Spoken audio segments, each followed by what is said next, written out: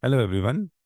Let's discuss about how optimization works in IBP, particularly how it helps generate the best possible supply plan by considering real world constraints and costs. We will walk through the process step by step, just like we would in a real world implementation. Let's begin with the inputs required for the optimization engine.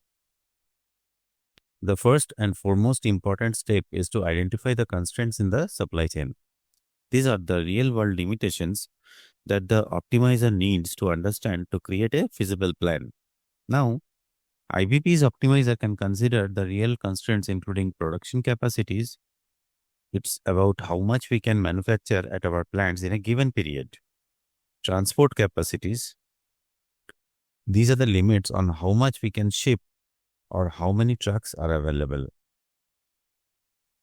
Next comes handling capacities. What are the limits at our warehouses for processing inbound and outbound goods? Next is, when do customers expect to receive their orders? Material availability deals with the questions like, do we have enough raw materials and components to produce finished goods? By feeding these constraints into the optimizer, we ensure the plan it creates is realistic and executable.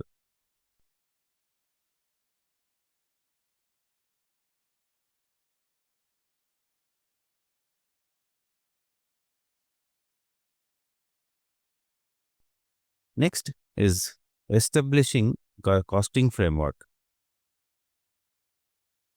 The optimizer in IBP doesn't just follow rules. It tries to minimize cost while meeting all constraints.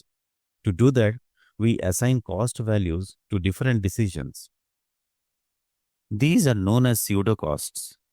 Pseudo costs help guide the optimizer when there are trade offs. For example, should we produce in a more expensive location to avoid a delivery delay? Here are some common cost elements we define: penalties or losses from not fulfilling customer demand, costs associated with delivering an order after the promised date, the cost of manufacturing products at different locations, logistics and shipping costs based on routes or modes, the cost of storing goods in warehouses. This cost model becomes the basis for smart decision making by the optimizer.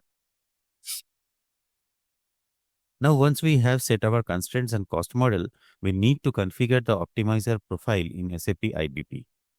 This step allows us to fine-tune how the optimization behaves. There are several parameters available here.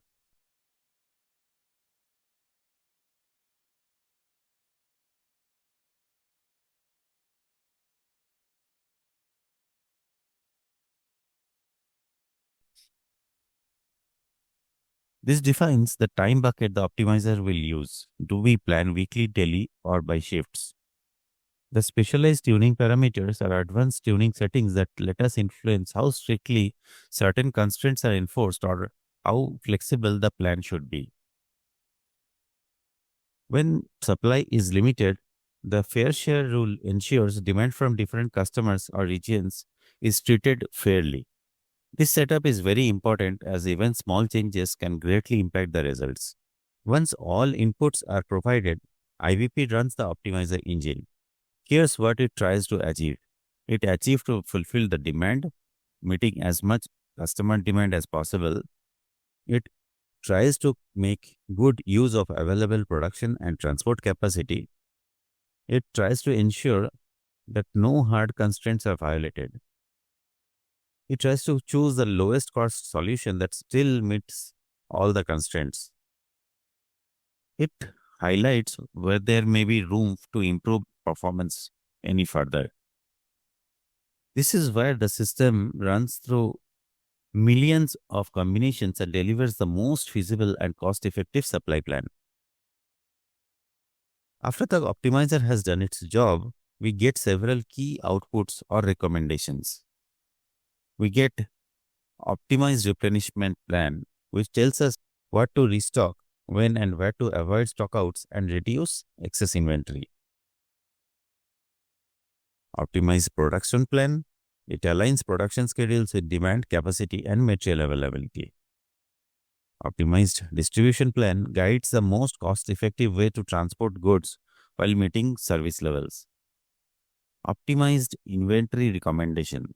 This helps us maintain ideal stock levels across the network.